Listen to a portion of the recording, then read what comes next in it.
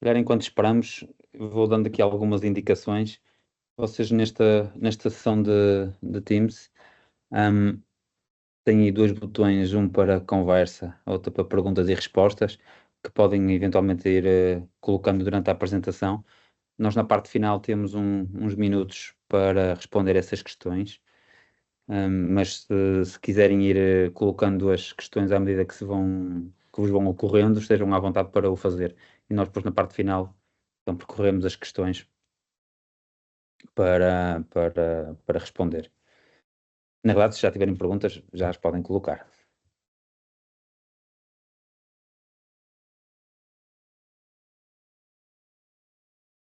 Muito bem, muito boa tarde. Acho que já podemos dar aqui início ao nosso webinar dedicado a uma solução de gestão de reações adversas nas unidades locais de saúde. E esta sessão para a qual vocês estão aqui, e, portanto, desde já agradeço imenso a participação de toda a gente. Nós vamos ter aqui vários intervenientes e na parte final da sessão teremos então aqui um momento de perguntas e respostas e, portanto, volto a insistir, se quiserem colocar questões, vão-nas poder colocar oralmente ou, se preferirem, podem escrever no chat, ou na parte de perguntas e respostas que aqui que o Teams tem. Para começar, acho que é importante descrever aqui um pouco o contexto em que se insere esta apresentação. Começar por dizer que a Virtualcare é uma empresa que trabalha na área dos sistemas de informação ligados à farmacovigilância já há muito tempo. Sabemos que é uma atividade reconhecidamente muito relevante, mas muito difícil, e existem vários números que atestam essa dificuldade de fazer a recolha de dados atempada, por exemplo.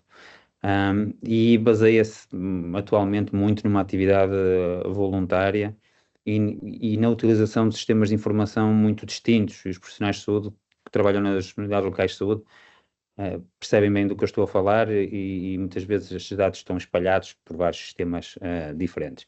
E como em muitas outras áreas, o tempo dos profissionais de saúde é muito crítico para o sucesso desta atividade. E sendo uma atividade muitas vezes voluntária, em que os sistemas de informação não ajudam muito, o tempo também escasseia, tudo isto, digamos, conflui para dificuldades na recolha de dados e no uso destes dados na farmacovigilância. Só para quem não nos conhece, dizer que a Virtualcare tem pessoas que trabalham nesta área realmente já há bastante tempo. Nós estivemos envolvidos há muitos anos no primeiro prontuário terapêutico online do Infarmed, também estivemos envolvidos na informatização do Formulário Hospitalar Nacional de Medicamentos. Também estivemos envolvidos em termos científicos, em teses de doutoramento, como a da professora Inês Vaz está aqui connosco, que se dedicou muito aos sistemas de informação na farmacovigilância. Também damos suporte à unidade de farmacovigilância, ex-unidade de farmacovigilância do Norte, e que agora parte dela é a unidade de farmacovigilância do Porto, portanto também damos suporte informático a esta unidade. E mais recentemente, então, iniciamos este projeto já para dentro das ULS, no Sistema de Informação de Farmacovigilância para a OLS de Matosinhos, que acaba por ser, digamos, a principal motivação para estarmos aqui hoje. Só para ilustrar de alguma forma as diferentes áreas, portanto, este esquema de alguma forma descreve um fluxo típico de informação nos dias de hoje relativo ao registro das reações adversas. Portanto, as coisas tipicamente iniciam-se dentro das instituições de saúde. A gente sabe que não é mandatório, podia ser o próprio utente a disputar, ou a farmácia da comunidade, mas no contexto em que nós estamos aqui é essencialmente para dentro das instituições de prestadores de cuidados. E depois estes eventos, estas reações têm um caminho normal de notificação, primeiro para as unidades de farmacovigilância, depois para a Infarmed, eventualmente para a EMA e mais tarde para o OMS. Aqui o primeiro hexágono está com uma cor diferente por uma razão especial. é porque é neste hexágono que a solução que a gente tem atua principalmente. Então, estamos a falar de recolher os dados dentro das OLS, e estes dados ficarem inclusivamente como fazendo parte do registro clínico, e depois daí então pode seguir o percurso normal para as restantes entidades, e portanto sair fora da OLS. Depois de sair da OLS, então já faz sentido os dados serem de alguma forma anonimizados, mas dentro da OLS faz parte do registro clínico, e, portanto, é neste contexto que nós queremos, digamos, apresentar o trabalho que temos feito. Portanto, para além desta apresentação que já estou a terminar, portanto, inicial só de dar o contexto, vamos ter uma apresentação a seguir pela professora Inês Vaz Ribeiro de farmacovigilância, digamos, mais genérica sobre a área, sobre as dificuldades da área. A professora Inês trabalha na Unidade de Farmacovigilância do Porto, portanto, é nesse papel, digamos, que nós a convidamos para estar aqui connosco. Depois eu vou apresentar muito sumariamente o que é este sistema que nós temos a funcionar neste momento na Unidade Local de Saúde de Matosinhos, mas focando mais nas questões de funcionalidades. Depois o Dr. Pedro Campos, que trabalha na Unidade Local de Saúde de Matosinhos, vai dar o seu testemunho sobre o impacto que a solução teve em Matosinhos, e no final teremos uma última componente com o Dr. João Almeida, que nos vai falar um pouco sobre a parte mais avançada destes componentes, com alguma inteligência artificial à mistura, mas portanto, para perceberem o tipo de caminho que nós estamos a traçar.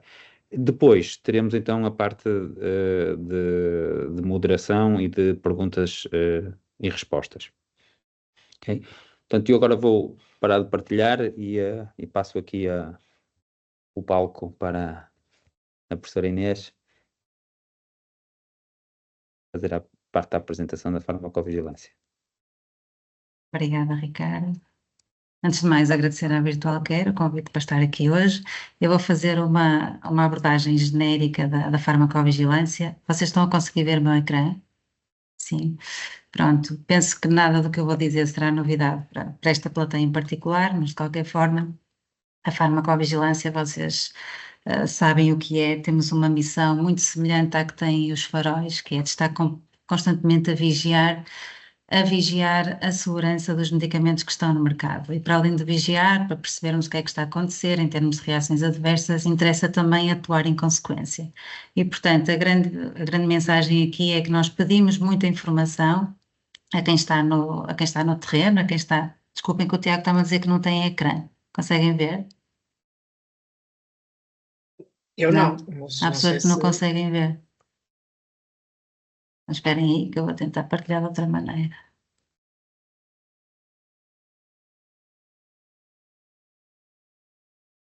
E agora? Não.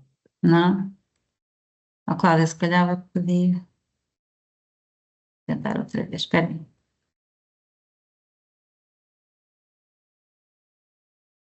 E agora? Já está, Sim. Inês. Basta Sim. pôr em modo apresentação. Sim. Agora sim? Sim. Ok, pronto. Então, vamos voltar aqui ao slidezinho do farol. Era aqui que eu estava a dizer-vos que eu gosto sempre desta imagem de comparar a nossa atividade àquilo que faz o farol, que é vigiar em permanência, não os barcos no mar, mas no nosso caso, a forma como os medicamentos se comportam na população, na vida real dos medicamentos, e depois atuar em consequência. A farmacovigilância entra nesta fase de evolução do estudo da toxicidade dos medicamentos. Portanto, depois de passar a farmacologia experimental, que é em animais de laboratório, passamos para ensaios clínicos, e a partir do momento em que o medicamento entra no mercado e obtém autorização de comercialização, começa então a atividade da farmacovigilância, sendo que nunca termina. A farmacologia experimental, estaremos todos de acordo que, sendo essencial, não é suficiente para extrapolarmos os resultados que saem desta fase para o ser humano, e por isso é que depois de testarmos os medicamentos em animais de laboratório, passamos para a fase crucial, que é a fase dos ensaios clínicos. Nesta fase, como sabemos todos também, há muita informação muitíssimo valiosa, indispensável para o medicamento ser comercializado, mas que não é suficiente. Primeiro, estamos a falar de uma população de doentes que são selecionados, ou seja, não temos nos ensaios clínicos todos os doentes que vamos encontrar depois na vida real. Não temos, para começar, grávidas, quase nunca, não temos crianças, não temos idosos, polimedicados, etc. Depois temos a questão de que os ensaios clínicos têm uma duração limitada no tempo e, portanto, uma reação que só se detecta por tratamento crónico não vai ser nunca detectada na fase de ensaios clínicos e, portanto, é importante nós continuarmos a seguir estes medicamentos. Temos também a questão de termos um número limitado de pessoas expostas nos ensaios clínicos e por isso aquelas reações adversas raras, elas só vão ser detectadas mais tarde, quando o medicamento está no mercado. E por fim, estamos a falar de uma toma de medicamentos num contexto muito controlado, em condições muito controladas. Sabemos a que horas é que os doentes tomam medicamento, sabemos que está a fazer o fármaco em estudo e são doentes polimedicados, têm a doença de interesse e não uma série de comorbilidades e, portanto, isto para vos dizer que aquela informação que nós conseguimos extrair dos ensaios clínicos, apesar de muito importante, não é suficiente para nós prevermos o que é que vai acontecer com o medicamento a longo prazo quando ele está exposto para a população. E por isso é que entra a farmacovigilância, os chamados ensaios de fase 4, farmacovigilância de medicamentos comercializados. Este slide que eu tenho aqui é o slide que ilustra o Programa Internacional de Monitorização de Medicamentos, que é coordenado pela OMS, e o que vocês veem aqui são países que estão pintados a azul escuro, que são países que trocam informação de forma permanente sobre as reações adversas que ocorrem no seu território. Portanto, todos estes países que estão aqui, Portugal é um deles, desde 1992, são países que trocam informação porque a colocam todos na mesma base de dados, como o Ricardo dizia no início, a base de dados da OMS, que fica sediada em Uppsala, na Suécia. E por isso é que quando há algum problema de segurança com medicamento, por exemplo, no Canadá, na China ou na Austrália, nós sabemos de imediato, isso tem repercussões de imediato cá e vice-versa. Isto foi muito visível na altura da campanha de vacinação contra a Covid-19, qualquer reação mais inesperada que houvesse num país qualquer era logo conhecida noutro país. Desde que os países façam parte deste programa, a troca de informação é permanente. Vocês veem aqui alguns países, a azul turquesa, que são membros associados, que são membros que estão a trabalhar no sentido de fazer parte deste sistema, ainda têm os seus sistemas de farmacovigilância pouco robustos, e depois temos alguns países, sobretudo no continente africano, que não têm de todo sistemas de farmacovigilância nacionais e, portanto, esses obviamente não fazem parte deste programa internacional.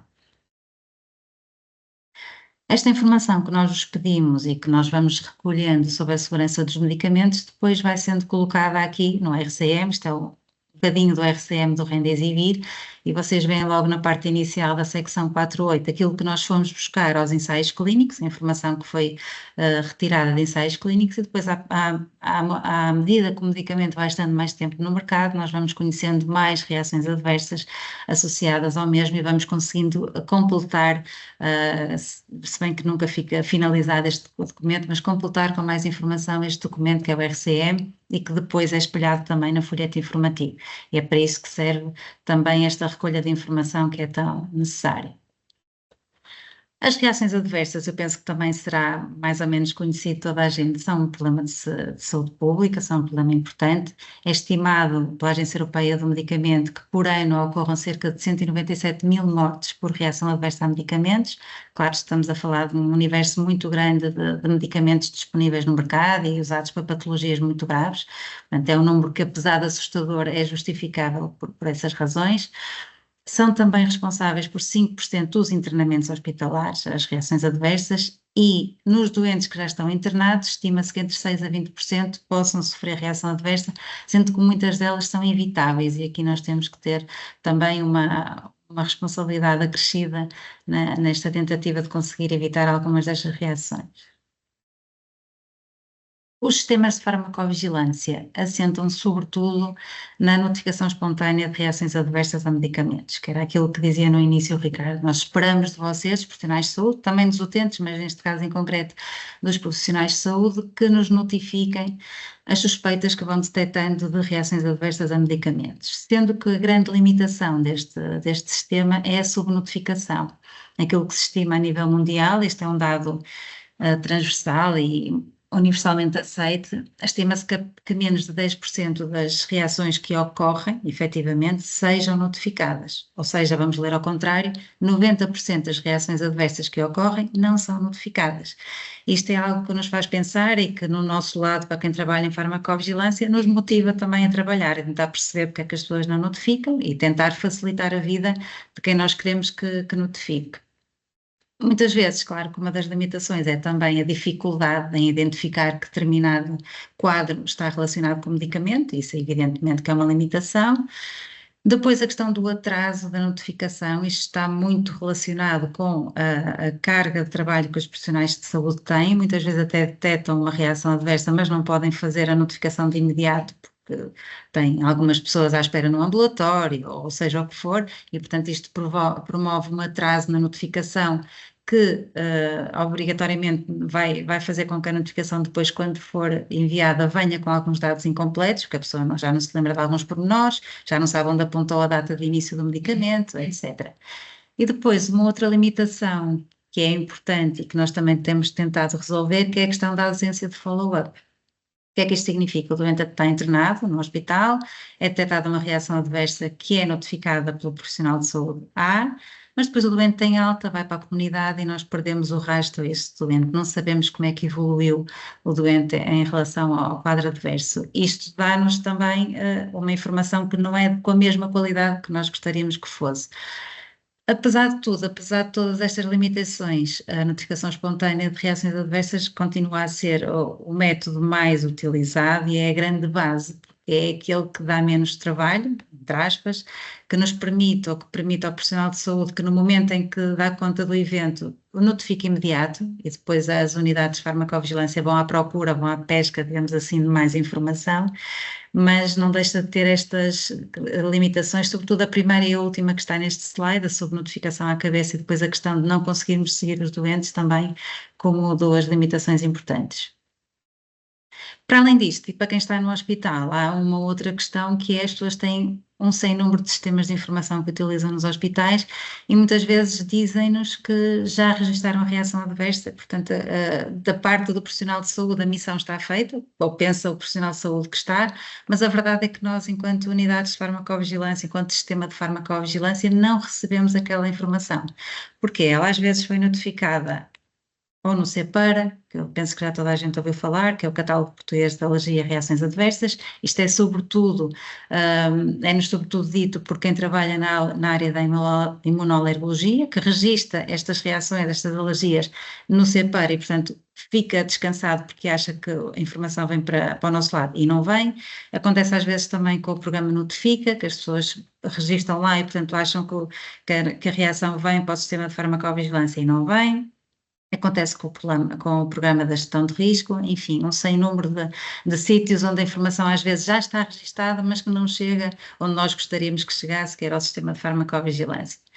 E outra questão também, que é quando nós às vezes ligamos de volta para o notificador para perceber alguns dados, acaba por nos dizer, eu não sabia que isso era importante para a farmacovigilância, eu tenho esse dado, está registado, não sei onde, no diário clínico, onde for, não sabia que era importante para vocês, para nós. E portanto isso acaba por ser mais uma limitação a crescer àquelas que eu vos mostrei no slide anterior. Aqui, como dizia também o Ricardo no início, nós fizemos alguma investigação nesta área para tentar perceber se realmente colocar ou facilitar a vida dos profissionais de saúde, sobretudo a nível de registros clínicos eletrónicos, poderia aumentar a notificação e uma das coisas que fizemos foi uma revisão sistemática para tentar perceber nos outros países o que é que andava a ser feito e percebemos de facto que a maioria dos projetos que nós analisámos serviam para promover a notificação, facilitando-a, porque a grande queixa é que as pessoas não notificam porque têm mais que fazer e que é muito complicado notificar, apesar de eu discordar, de achar que não ser complicado, essa é uma das coisas que é apontada. Portanto, facilitar a notificação aproveitar alguma informação que já está incluída nos registros para facilitar a notificação foi uma das coisas que nós vimos nesta revisão sistemática que deu muito resultado e, portanto, a maioria dos projetos fez com que a notificação quase duplicasse nos hospitais onde estes projetos foram testados. Vocês depois também vos posso deixar esta referência para procurarem se tiverem interesse. Um outro trabalho que fizemos, assim, mais direcionado para um determinado registro clínico eletrónico, em que nós também facilitávamos muito a vida aos profissionais de saúde. O profissional de saúde já tinha a informação quase toda registada, só tinha que nos permitir que a informação viesse para o nosso lado. Demos conta, colocando depois as pessoas da informática se calhar explicam isto melhor, mas colocando um serviço chamado Web Service, conseguimos que o aumento fosse deste 1244%, só facilitando a vida aos notificadores. Os notificadores já tinham isto tudo registado a algures, só tínhamos que nos facilitar a vida e pedir-lhes para nos mandarem essa informação para nós. E, portanto, isto dá-nos aqui algum ânimo de perceber que se nós facilitarmos a vida às pessoas, nomeadamente aos profissionais de saúde, para notificarem de forma mais simples, as pessoas vão fazê-lo. E por fim, só em jeito de conclusão, estamos muito longe já do tempo em que tínhamos a talidomida a provocar casos de malformação grave e ninguém sabia, porque não havia sistemas de farmacovigilância. Agora temos um sistema de farmacovigilância robusto que nos permite, por exemplo, quando há 3 casos de choque anafilático notificados numa semana em 3 hospitais diferentes, o lote ser imediatamente recolhido, é para isso que serve esta informação.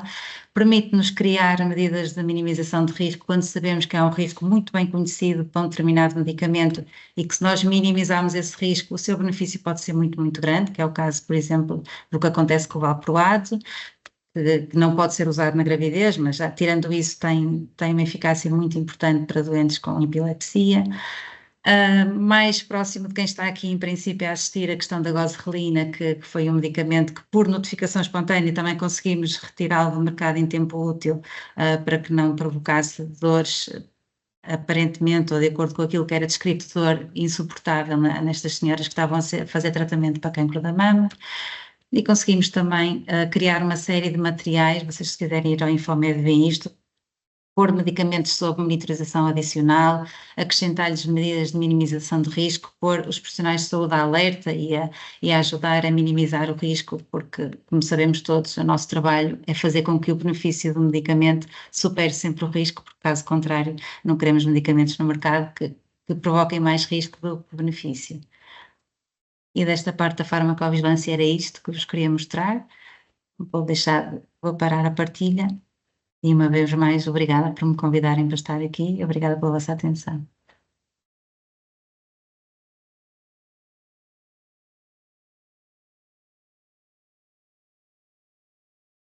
Ricardo, nós estamos a ouvir. Bem, eu espero que já estejam a ver aqui o slide, certo?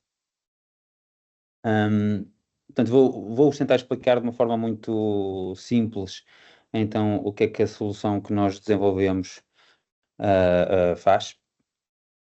Inicialmente, começar por dizer, existem a nossa visão, então, e aquilo que nós tentamos levar em consideração para no desenvolvimento desta solução é perceber que existem vários tipos de profissionais de saúde envolvidos.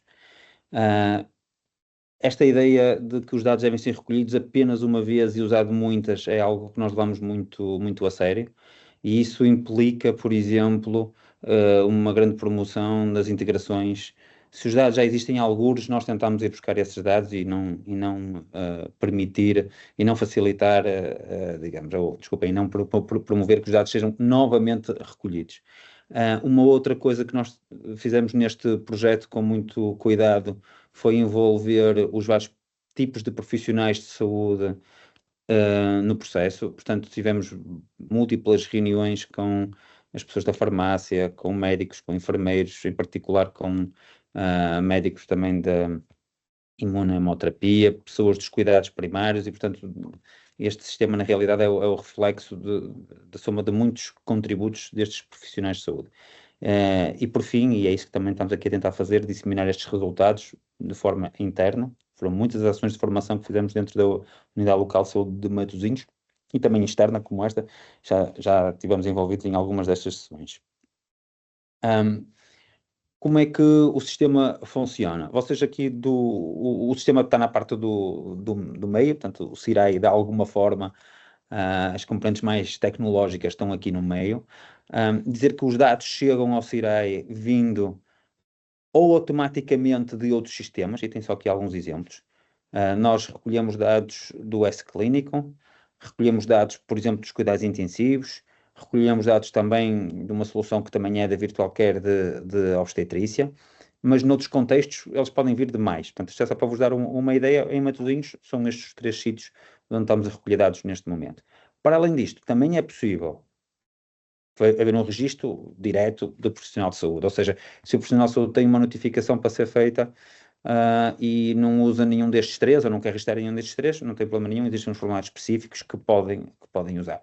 No entanto, se já existe nos outros, muito bem, elas são importadas e depois podem ser complementadas dentro do CIRAI com mais alguma informação. Dentro da nossa solução temos várias componentes que vamos falar hoje aqui, temos algumas componentes que vão, por exemplo, apoiar na procura de evidência científica relacionada com essa reação adversa. Temos dashboards que permitem a exportação de dados para fins de gestão ou investigação, por exemplo, ou para acompanhar, por simplesmente, a evolução das reações adversas.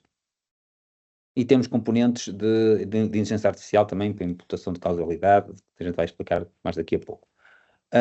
A solução em si também tem como saída, vamos dizer assim, a hipótese de portanto, ser usada na prestação de cuidados. O médico, por exemplo, quando no S-Clínico diz que quer prescrever, ele, ao saltar para a solução de prescrição, aparece-lhe uma área em que diz as várias reações adversas que estão registadas neste doente em particular.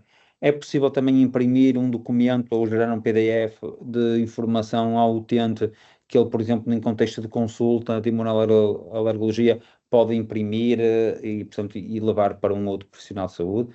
Temos exportação de dados para a investigação, cá está, temos relatórios específicos para a gestão dos serviços dos departamentos, com produção de indicadores, e também tratamos do envio automático destes dados para o Infarmed, ou portais de utentes das ULS. Portanto, daqui conseguem ver, a ideia é que a gente vai buscar os dados ao sítio onde estão e tentamos que eles sejam reutilizados para estes fins todos, e se tiverem outras ideias são muito bem-vindas, de outros fins para os quais esta informação seja relevante. Um exemplo muito simples de fluxo de dados, portanto, imaginem que vocês estão no cenário de, ok, perceberam que existe uma reação adversa, podem, por exemplo, entrar nesta solução através do S-Clínico. Isto é um caso típico de utilização. Quem conhece o S-Clínico sabe, tem hipótese de carregar com o botão do lado direito no S-Clínico e saltar para outra aplicação, portanto pode ser feito assim. Também pode ser feito da aplicação que usa na farmácia, por exemplo. Podem ver depois dentro da nossa solução o histórico e depois conseguem perceber se a reação adversa já estava registada no sistema ou não. E isto é uma das questões relevantes, a Inês falou há pouco na questão do follow-up, portanto isso está contemplado. Se alguém já registrou a reação adversa, mas vocês só querem pôr mais alguma informação extra, ok, há um formulário específico para o follow-up, portanto podem registrar essa informação. Se não, se for a primeira vez, muito bem, registram o formulário de uma nova reação adversa. Esta informação depois é enviada automaticamente para o S-Clínico também, é enviado para o Infarmed ou não. Na realidade, vocês aqui podem escolher se querem enviar ou não, mas a ideia é que, à partida, sim, que seja sempre enviada, mas é dada liberdade ao profissional de saúde de escolher se deve enviar ou não. E depois, no processo, existem também dois componentes de inteligência artificial que podem ser invocados, um para, digamos, estimar a causalidade, a principal razão que o algoritmo consegue detectar para a reação adversa, portanto, o fármaco suspeito, vamos dizer assim, e também pesquisa na Medline em artigos que são relevantes para esta reação adversa em particular. Todos estes dados depois são, então, mantidos num formato que podem ser usados para investigação e gestão ou para o próprio notificador gerir as suas próprias notificações e as respostas que vai recebendo do Infarmed também. Em termos gráficos, a solução é muito simples, tem uma forma fácil de fazer pesquisa de doentes. Vocês do lado esquerdo terão os doentes que tipicamente vocês visitaram das últimas vezes, portanto fica fácil de voltar outra vez a um registro antigo, e depois os formulários de registro de reações adversas, se tiverem a registrar no próprio CIRAI, portanto, se não forem importados. Nesse caso, então, as opções são deste género, tudo com escolha múltipla, hipótese de dizer não sei, e portanto, estes são os registros, como podem ver ali, inclusivamente na questão da Covid-19, temos facilidade de ajustar estes formulários àquilo que vai sendo necessário. E portanto, estes formulários não estão, digamos, padronizados de uma forma estanque por nós. Se as instituições quiserem fazer ajustes, tendo em atenção a sua realidade ou a evolução, a gente está sempre disponível para fazer estes ajustes. Mas, portanto, tem aqui vários formulários seguidos, só para perceberem que as respostas são respostas fechadas e que se tenta que sejam de fácil preenchimento. Ok? Este, por exemplo, é um formulário ligado ao follow-up, onde eu posso dizer como é que está a evolução, e, portanto, tem hipótese também de ter outro tipo de informação, se quiserem. Podem ver aqui a parte final, estão a ver onde diz: pretende que esta informação seja enviada para o Sistema Nacional de Farmacovigilância, o que faz com que digamos, a partir deste aparece preenchido. Se alguém retirar, ok, esta reação em particular, esta notificação não é mandada para o Infarmed. Uma outra questão relevante é que também temos hipótese de registrar ocorrências com dispositivos médicos, e portanto tenho aqui um pequeno exemplo também, reforçar que estes formulários foram desenhados com os profissionais de saúde, de Matosinhos em particular, mas estamos sempre abertos a melhorias, como é sempre necessário neste tipo de coisas.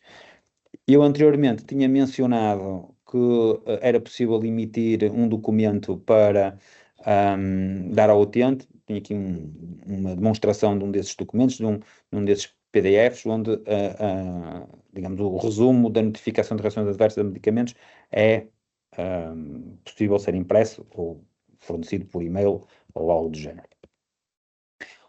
As pessoas das instituições de saúde que tenham permissões para tal têm hipótese de aceder a uma plataforma de exploração de dados, onde podem ver o número total de notificações, e depois cada uma daquelas variáveis que são ali assim estruturadas servem para então fazer pesquisa e agrupamentos e calcular totais, como é típico, e também permite fazer exportação desses dados para, se quiserem usar uma outra ferramenta que não o próprio CIRAI para fazer esta exploração de dados. Sempre a lógica de registrar uma vez, usar muitas, ou neste caso, às vezes até registrar nenhuma, porque já são importadas, portanto nem preciso de registrar, só tiro partido da informação que já existe. Muito bem, eu agora iria passar a palavra ao Dr. Pedro, parar aqui a partilha. Antes de mais, agradecer aqui ao Dr. Pedro Campos de participar connosco, que é à distância. Olá, boa tarde. Não sei se estão a ouvir. Ok. Estou a tentar partilhar aqui então a minha apresentação. Estão a ver a apresentação? Sim. Muito bem.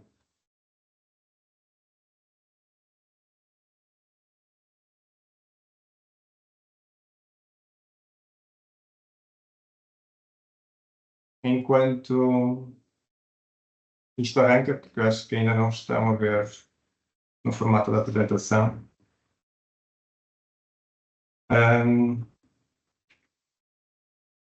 Antes de mais, chamo-me Pedro Campos, sou farmacêutico no Hospital Pedro Espano, que integra a Unidade Local de Saúde de Matosinhos há 20 anos, ou se calhar mais um bocadinho.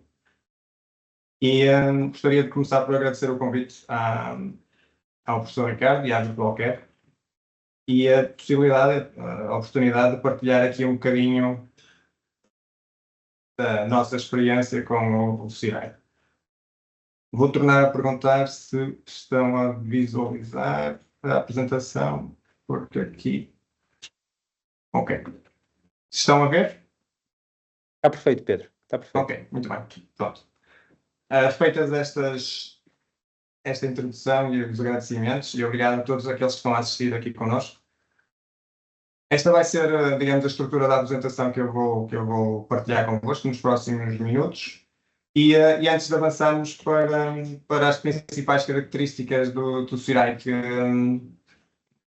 o tornam único e pioneiro a nível nacional e que o distingue de outros projetos na área da farmacovigilância, gostaria só apenas de fazer aqui um pequeno enquadramento no que diz respeito à origem do CIRAI. No fundo, o CIRAI surge de dois fatores primordiais. Um, da grande vontade que tínhamos em fazer mais alguma coisa na área da farmacovigilância e que pudesse contribuir para aumentar a literacia nesta área e reduzir a subnotificação entre os profissionais da nossa unidade local de saúde. E a oportunidade que surgiu de estabelecer uma parceria com a Unidade de Farmacovigilância do Porto nesse sentido. Portanto, no fundo, foi juntar o útil ao agradável. Para isso foi fundamental juntar um grupo de profissionais de diferentes áreas, nomeadamente da Unidade Local de Saúde de Matosinhos, da Unidade de Farmacovigilância do Porto e, claro, da Virtual Care. No que diz respeito ao CIRAI e às principais características que tornam este projeto pioneiro e diferenciador, eu gostaria de salientar as seguintes. Desde logo, é um projeto que é transversal a toda a instituição, está disponível no hospital e nos cuidados de saúde primários, está operacional na nossa instituição e é utilizado pelos seus profissionais de saúde, envolve diferentes profissionais de saúde, desde médicos, farmacêuticos, enfermeiros, técnicos superiores de diagnóstico e terapêutica, comunica com as entidades reguladoras para cumprimento das obrigações legais, permite, como já ouvimos, a criação de indicadores que assumem aqui um caráter bastante importante, nomeadamente na caracterização da nossa realidade no que diz respeito às reações adversas e que se pretende que sejam e possam vir a ser utilizados, por exemplo, em trabalhos de investigação. Permite a integração de novas funcionalidades. O professor Ricardo explicou há pouco, deu um exemplo dessa flexibilidade do sistema. Durante a pandemia conseguimos dar cumprimento a uma norma da DGS que indicava que todas as administrações de vacina contra a Covid-19 em grávidas deveriam ser comunicadas ao Infarmed independentemente de existir ramo. E isso foi de uma maneira muito simples conseguido através do CIRAI, onde o notificador apenas teria que sinalizar no respectivo campo a administração de vacina a uma grávida. Para além destas vantagens, todas as notificações realizadas no CIRAI são enviadas para o Infarmed sem trabalho adicional, ficando também armazenadas no CIRAI e por isso disponíveis para nós. Não tivemos há pouco a oportunidade de ver, mas o aspecto, o layout do CIRAI tentou ser o mais simples possível e o mais aproximado dos outros formulários online que já existiam. No entanto, tem algumas particularidades que o distinguem. E, desde logo, o nosso formulário de notificação é o único que apresenta mais um critério de gravidade da RAM e que ficou designado como impede a adesão à terapêutica. E que foi muito importante, por exemplo, nas notificações que fizemos relativamente à glozerlina, que a professora Inês falou há pouco. Uma outra vantagem, permite a importação dos registros de alergias efetuados no S-Clínico, como vimos há pouco, e no Patient Care. Serve de ferramenta de monitorização, por exemplo, para a Comissão de Farmácia Terapêutica. Todos os pedidos de alteração de terapêutica com base em suspeitas de RAM são submetidos à Comissão de Farmácia Terapêutica, têm que cumprir um requisito obrigatório, que é a notificação dessa suspeita de RAM tem que ser feita e deve ser feita através do CIRAI. Tem potencial para ser replicável por outras instituições e contribui para o aumento da segurança na utilização da medicação. No que diz respeito a vantagens para o utilizador, o notificador, é fácil de preencher, é rápido e é intuitivo. Permite manter um registro de todas as suas notificações, aquilo que nós chamamos de minhas notificações. No fundo, esta medida acaba por ser também uma medida amiga do ambiente, contribui para a sustentabilidade, porque conseguimos reduzir aqui a utilização de papel que tínhamos, porque eram algumas capas de arquivos já. No entanto, continua a ser possível a emissão e a impressão do registro da RAM enviada, por exemplo, para disponibilizar a um utente, caso justifique, tal como o professor Ricardo falou na sua apresentação. permite confirmar se determinado utente tem alguma RAM notificada, ou seja, estamos a falar do histórico de RAM do doente que pode ser consultado por qualquer profissional de saúde da instituição. Esta é uma forma, e não sei se estou aqui a responder à minha colega Manuela, esta é uma forma de confirmar que a notificação foi efetuada e enviada para o Infarmed. Permite fazer o acompanhamento da evolução da RAM, o follow-up, por diferentes profissionais de saúde, de uma forma rápida, proativa, sem originar duplicados. Permite editar qualquer dado da notificação e reenviá-la para o Infarmed sem originar duplicados também.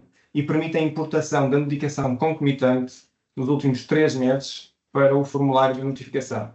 E quem faz notificações, quem normalmente recolhe os dados, sabe que pode ser bastante demorada esta introdução da medicação. E é, sem dúvida, um dos fatores que foi apontado para os notificadores, ou seja, os profissionais de saúde notificarem menos. Demora mais algum tempo. Com o CIRAI nós temos essa possibilidade. Temos a possibilidade de importar todas as prescrições que são feitas no S-Clínico da ULSM e nas aplicações internas da nossa instituição. De uma forma muito fácil, simples, onde o notificador apenas tem que sinalizar os medicamentos que considera mais relevantes para a notificação.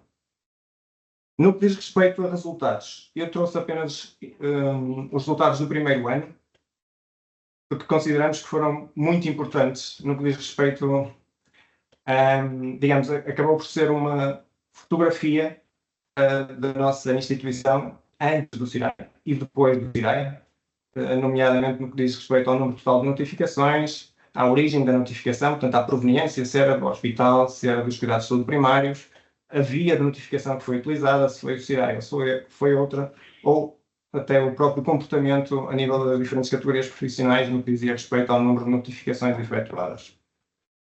E como principais conclusões,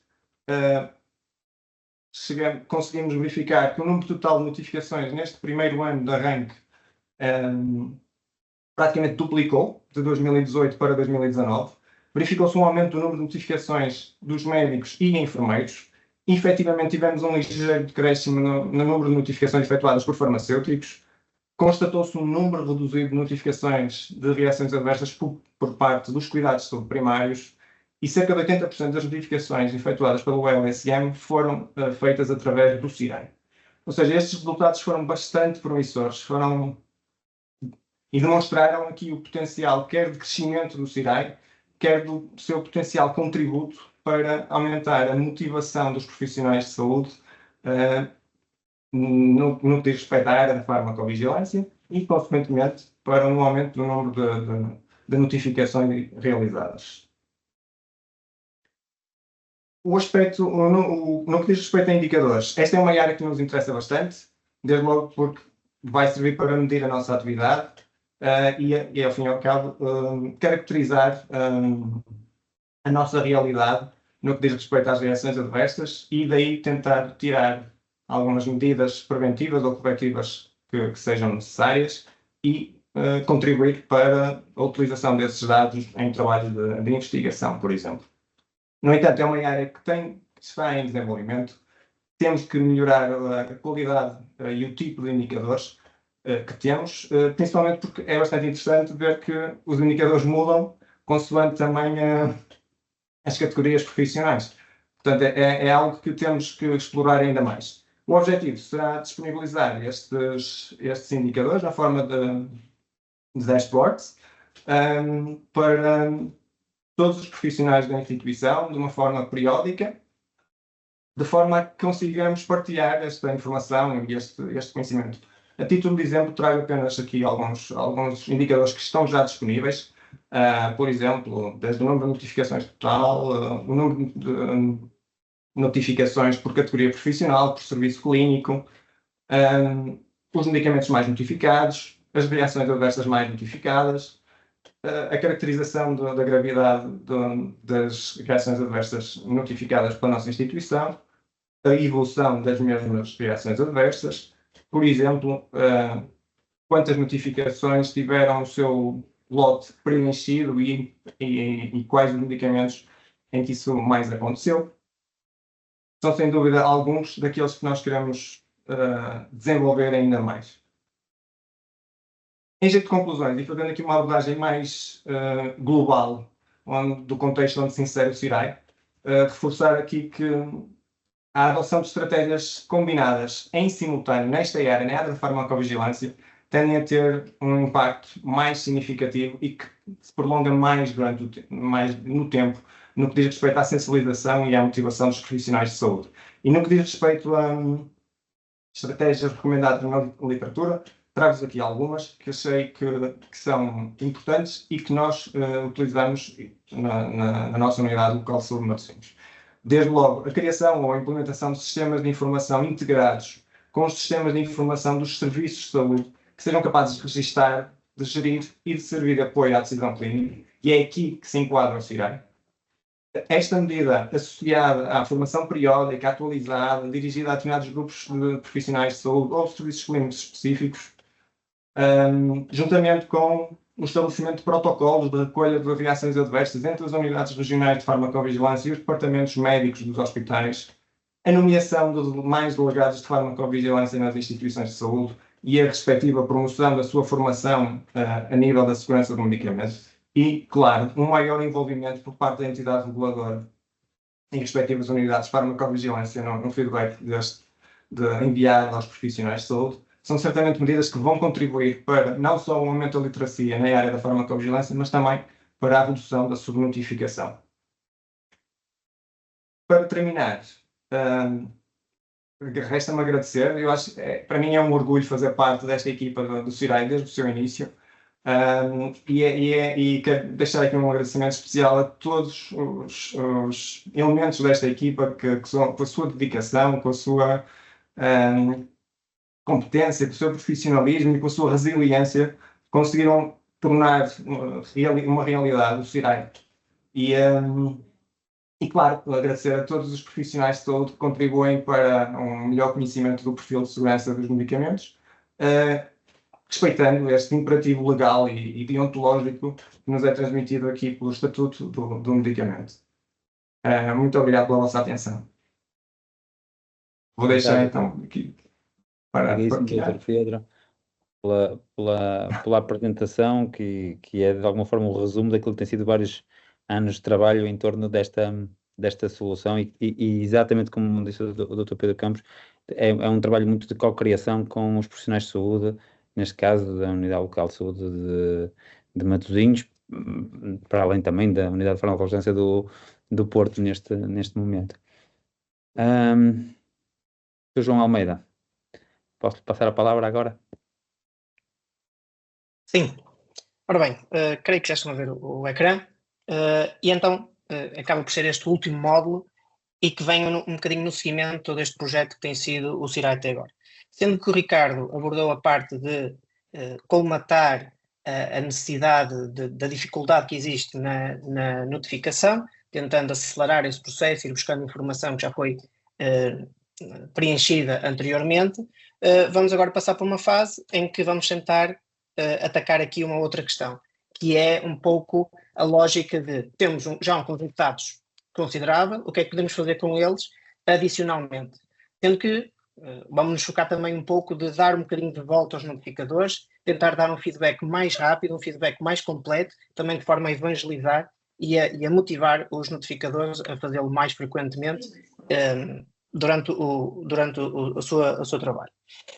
E um dos pontos que vou começar por abordar, e aqui que realmente a parte da inteligência artificial acaba por ajudar um bocadinho, acaba por ser que nós temos os RCMs, mas existe muito conhecimento que não está presente nos RCMs e estando noutros locais, como por exemplo questões de off-label, questões de geriatria, pediatria, a Inês com há bocadinho também, por exemplo, a questão da população de grávidas, e que muito desta informação muitas vezes está contida na literatura biomédica. Portanto, fazer um bocadinho esta ponte pode ser interessante. E, obviamente, eu não vou focar aqui nos métodos, quero mais focar nos resultados e naquilo que conseguimos obter com isto. Obviamente, se tiverem interesse, estejam à vontade para perguntar, mas a ideia é que nós conseguimos ir buscar a literatura biomédica, neste caso a PubMed, conseguimos processar esses artigos e depois conseguimos fazer esta ponte com as notificações, sendo que, obviamente, os pontos mais interessantes são a reação e os medicamentos, ou medicamentos. Obviamente aqui, como a literatura está em inglês ou noutras línguas, temos aqui uma componente de tradução que também faz um bocadinho parte deste processo e, obviamente, focamos sempre no uso de terminologias que ajudam também a fazer não só esta tradução, como a garantir uma homogeneização da informação. E com isto conseguimos o quê? Que sempre que fazemos uma notificação, conseguimos obter um top de artigos mais prováveis de conter a reação descrita também. Obviamente aqui está circunscrito à literatura publicada e pode haver o caso de não existir essa reação descrita, por um lado, por efetivamente não haver aqui uma relação de causalidade, ou dois, por efetivamente ser uma coisa rara e que ainda não foi descrita e pode simplesmente não existir. Mas a ideia aqui é conseguirmos elencar já os links e os resumos destes artigos de uma maneira que seja mais intuitiva e no momento da notificação. Depois temos um segundo ponto que tem a ver com este processo todo de imputação de causalidade, acaba por ser um ato clínico com alguma complexidade e que demora o seu tempo por N razões. Então, um dos pontos que aqui foi feito, vamos tentar acelerar este processo fazendo uma previsão, obviamente não vinculativa, mas uma previsão desta causalidade no momento da notificação, para conseguirmos também, mais uma vez, dar mais feedback e tentar providenciar um conjunto alargado de informação no momento da notificação. E foi, efetivamente, num artigo onde a professora Inês também participou, que se basicamente criou um modelo de inteligência artificial que, tendo em conta um conjunto de variáveis de entrada, nos daria a probabilidade dos vários graus de causalidade. Para efeitos demonstrativos, esta acaba por ser esta rede de decisão que está associada a este modelo, sendo que temos aqui depois as percentagens, as probabilidades destas diferentes classes de causalidade. Por uma questão também demonstrativa, muitas das variáveis que são usadas para fazer esta previsão acabam por ser se existe uma suspeita de interação ou não, a via da administração, quem é o notificador, o grupo farmacoterapêutico, se está previamente descrito ou não, se existe uma melhoria após suspensão, quando isto efetivamente existe, que nem sempre o acontece, tal como a Inês dizia há pouco relativamente à questão de follow-up, entre outras. E com estas variáveis já estão quase todas descritas no CIRAI ou no momento da notificação, acaba por ser muito simples conseguir devolver uma estimativa desta causalidade. Obviamente, isto são dois pontos bastante simples, tendo em conta que este é um processo que acaba por começar depois do CIRAI estar implementado e de um conjunto de dados já ter sido obtido. Mas, obviamente, e vou já apresentar os nossos próximos passos, acaba por ser focar-se aqui nestes três patamares. No momento em que nós temos mais informação, ou conseguimos reutilizar essa informação e de forma automática, não estando a reinserir informação, ou conseguimos ir buscar informação no momento em que necessitamos dela, conseguimos também criar um feedback mais rápido aos notificadores e com mais quantidade e que realmente acrescenta algo, além, obviamente, da notificação em si. E com isto, e já abordou exatamente essa questão, tentar desta maneira evangelizar ou tentar dar um bocadinho de volta às pessoas que perdem um pouco do seu tempo a tentar notificar e aumentar esta pool de evidência que tentamos aqui criar. E é exatamente nestes pontos que nos tentamos focar. Foquei um bocadinho naquilo que já tínhamos, aquilo que queremos fazer também. Obviamente, muito da informação pode estar além da PubMed, e por isso conseguimos, e estamos a planear efetivamente alargar este conjunto de fontes, e obviamente depois saber se é uma revisão sistemática, obviamente tem um grau de evidência superior a se for um estudo observacional, enfim, e fazer aqui uma espécie também de gradação em função da informação. Depois, conseguir providenciar apenas um resultado específico da causalidade, em vez das probabilidades de todos os resultados possíveis. Isto aqui acaba por ser estatística, acaba por ser bastante mais simples. Depois, uma das outras fontes e outras maneiras que nós gostávamos de ir buscar mais informação acaba por ser outros tipos de fontes que não literatura biomédica. Aqui pode ser, mais uma vez, outros sistemas de informação em saúde. E existem sites ou repositórios de informação, como por exemplo da Organização Mundial de Saúde ou até da IEMA, onde podemos também ir buscar informação adicional para melhorar não só a qualidade do report, como dos dashboards, como obviamente do retorno de informação. Voltando também aqui à parte da inteligência artificial, fazer também uma sumarização dos resultados encontrados. Obviamente, o primeiro passo é encontrar a literatura biomédica que é, de facto, interessante para a notificação em causa, mas uma questão adicional que nós gostaríamos de ter um sumário dos vários artigos, focando, por exemplo, que foi encontrada neste tipo de população, com este tipo de gravidade, uma coisa que fosse mais simples e que não tivéssemos de estar a olhar para 5 ou 10 abstracts de artigos, mais uma vez para facilitar a ingestão da informação.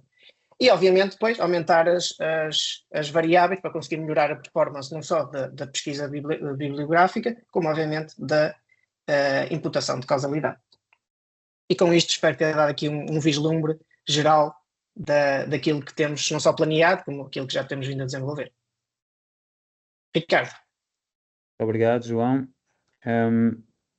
Portanto, ficam aqui também com esta ideia de que a nossa intenção é de tirar partido máximo dos dados que vocês vão recolhendo e tentar facilitar ao máximo o trabalho, nomeadamente pondo aqui alguns agentes de inteligência artificial a trabalharem para vocês.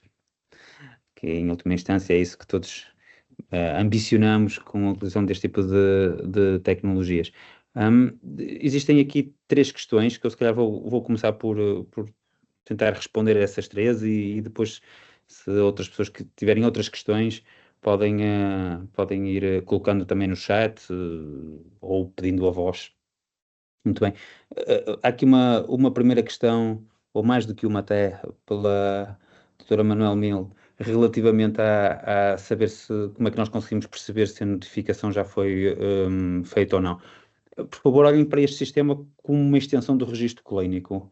O que é que isso quer dizer? Que vocês, quando entram no sistema, vocês entram na ficha de um utente. Então, tudo aquilo que está registado sobre esse utente aparece o histórico. Portanto, fica fácil vocês olharem para lá e perceberem se aquela, portanto, qual foi a última notificação feita. Na realidade, vocês podem entrar no sistema e pesquisar pelo doente, ou melhor ainda, devem usar o sistema que já usam no dia a dia. Por exemplo, se forem um profissional de saúde, podem saltar do S-Clínico diretamente para lá. E, portanto, nem sequer precisam de pesquisar o utente, porque no S-Clínico já estavam num utente. Portanto, ao saltar para lá, a gente chama isso entrada em contexto. Portanto, ele já sabe quem é que vocês são, não precisam de voltar a se autenticar, já sabem que doente é que vocês estão, portanto, aparece-vos logo o histórico. Portanto, esta é a ideia de como usar o sistema. E, portanto, desse ponto de vista, aparece a lista toda. Uma outra questão tem a ver com a questão da imputação de causalidade, da Marta Pereira, não é? Acho que é a pergunta seguinte. E neste caso, a questão tem a ver se a imputação é colocada no S-Clínico ou não. Pode ser. Um problema que existe tipicamente nas integrações entre sistemas é que às vezes e este é um caso desses, eu no CIRAI posso ter mais dados estruturados do que aquilo que o S-Clínico consegue aceitar. O que é que isso quer dizer? Quer dizer que se calhar não vai para uma caixinha específica de imputação de causalidade, mas vai no texto. Pode ficar no texto, pode ficar no PDF, portanto essa informação pode ser feita. Na realidade isso é uma coisa que pode ser parametrizada entre unidades locais de saúde, portanto a gente tem hipótese de alterar isso se for o caso. Última questão, que é se o notificador é anonimizado. Reparem, o sistema internamente, como faz parte do registro clínico, não há questão de anonimização. O que acontece é que vocês escrevem na solução como se estivessem a escrever, já está, num registro qualquer, pode ser como aqueles que eu mostrei inicialmente, podia ser no SGICM, da farmácia, podia ser na solução de obstetrícia, ou de cuidados intensivos, ou de urgência, ou de outra coisa qualquer.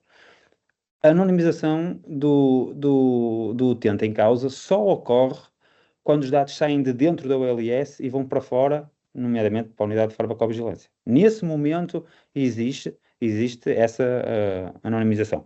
Mas vocês internamente, vocês têm que saber quem é, até para conseguirem ver o histórico daquele utente. A gente não quer perder essa informação. Portanto, isto faz parte do registro clínico, ok? Agora, é evidente que quando os dados saem fora, naturalmente elas são anonimizados e existem outros momentos em que isso também pode acontecer.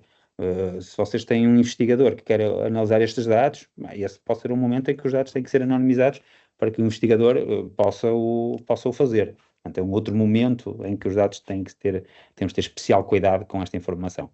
Mas enquanto está dentro da solução, é uma extensão do registro clínico. Não sei se alguém tem mais alguma questão.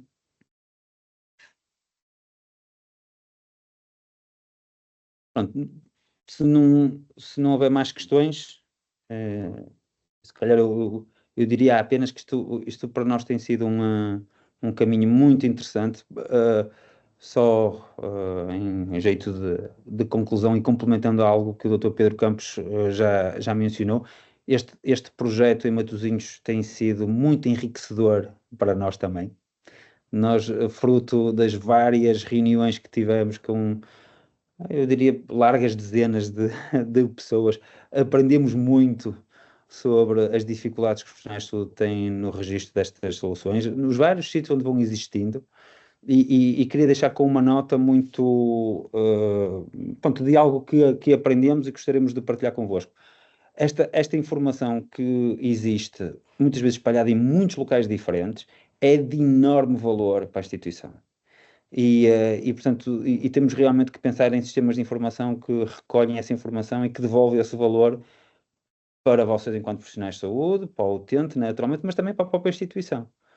Ter a capacidade de olhar para estes dados e fazer relatórios com base no fármaco, no princípio ativo, com base no sintoma, nos departamentos que estão a reportar, é algo que me parece muito importante, principalmente num momento em que nós trabalhamos, em que percebemos o valor dos dados em diferentes contextos.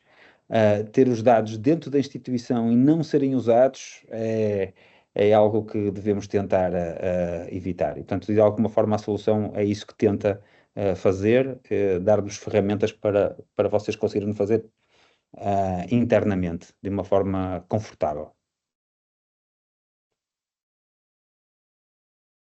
Muito bem. Se não há questões... ainda há aqui mais uma. Desculpem. O número de sessão fica... Sim, exatamente, Maria Fontes. Fica o número da submissão é uma coisa interna, portanto, fica dentro do hospital, fica associado ao processo do doente. Na realidade, e isso é algo que me parece um pouco diferente para quem está habituado a usar o sistema de farmacovigilância externo, vamos dizer assim, fora da instituição. Sim, é mais fácil fazer o follow-up. Na realidade, vocês podem ter uma reação adversa, que pode ser, de alguma forma, digamos, completada por diferentes profissionais de saúde ao longo do tempo.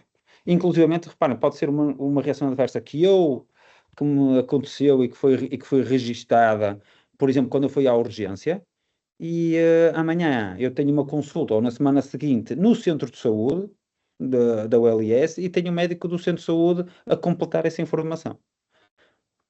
E agora deixem-me dizer, isto é algo óbvio para quem não trabalha nas instituições, mas muitas vezes os sistemas de informação não facilitam isto. É aquilo que o utente esperaria. É que se eu saio do hospital e vou ao centro de saúde, ainda por cima neste momento, neste registro do LS, é que não haja diferente, né? A informação é suposto estar lá, e seria estranho o médico dos cuidados primários ter que fazer uma cara de espantada, dizer que não sabia daquela reação adversa que no hospital tinha sido registada. Quer dizer, não faz muito sentido. Por isso é que esta questão do anónimo dentro da ULS não faz sentido. Não pode ser anónimo. Isto faz parte do registro clínico. Os dados que a gente guarda no registro clínico não são anónimos, são do utente, né? Depois, para fora, quem tem que aceder, ok, isso. Então aí faz-se a fronteira e fica diferente. Muito bem. Vocês ficam com os nossos contactos, ficamos disponíveis para tirar qualquer dúvida que tenham a posteriori. Por favor, se tiverem ideias, façam-nos chegar a nós ou ao Dr. Pedro Campos, nós vamos aproveitá-las, isso a gente pode assegurar, porque para nós isto, como já disse anteriormente, é uma forma de valorizar o esforço que é feito diariamente nas instituições que estão connosco. Muito bem. Então, se calhar ficamos por aqui, já estamos na hora. E obrigadíssimo pelo tempo que despenderam a estar connosco e até à próxima, então. Obrigado a todos. Muito obrigado, até à próxima. Até a próxima. Obrigada. Obrigada.